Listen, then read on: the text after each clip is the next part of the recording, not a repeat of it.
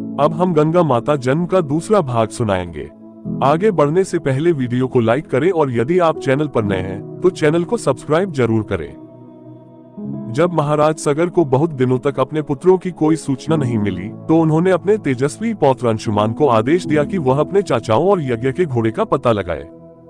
वीर अंशुमान शस्त्रास्त्रों से सुसज्जित होकर उसी मार्ग से पाताल की ओर चला जिसे उसके चाचाओं ने बनाया था। मार्ग में जो भी पूजनीय ऋषि मुनि मिले, अंशुमान ने उनका सम्मान किया और अपने लक्ष्य के विषय में पूछता हुआ उस स्थान पर पहुंचा जहां उसके चाचाओं के भस्मीभूत शरीरों की राख पड़ी थी और पास ही यज्ञ का घोड़ा चल रहा था। अपने चाचाओं के भस्मीभूत शरीरों को देखकर उसे बहुत दुख हुआ। उसने तर्पण करने के लिए जलाशय की खोज की, पर कहीं जलाशय न देख उसकी दृष्टि गरुड़ जी पर पड़ी। अंशुमान ने गरुड़ जी से निवेदन किया कि यदि पास में कोई जलाशय हो तो कृपा करके उसका पता बताएं। गरुड़ जी ने कहा कि इनका उद्धार सिर्फ गंगा के जल से ही हो सकता है, न कि लौकिक जल से। इसके पश्चात अंशुमान अपने पितामह को सारा वृतांत सुनाकर यज्ञ की पूर्ति के लिए अयोध्या लौट आए। महाराज सगर दुखी मन से यज्ञ पूरा करने के पश्चात अपने पुत्रों के उद्धार के लिए गंगा को पृथ्वी पर लाने का उपाय सोचते रहे।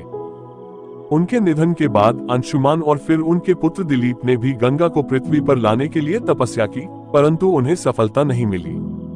अंततः दिलीप के पुत्र भागीरथ ने राज्य का भार मंत्रियों को सौंपकर तपस्या करने का निश्चय किया। भागीरथ की तपस्या से प्रसन्न होकर ब्रह्मा जी ने उन्हें वरदान देने का आश्वासन दिया। भागीरथ ने गंगा के अवतरण और संतान प्राप्ति का वर मांगा। ब्रह्मा जी ने कहा कि गंगा जी के वेग को धारण करने की शक्ति केवल शिव जी में है और इसके लिए भागीरथ को महादेव की तपस्या करनी होगी। भागीरथ ने 1 वर्ष तक महादेव जी की तपस्या की।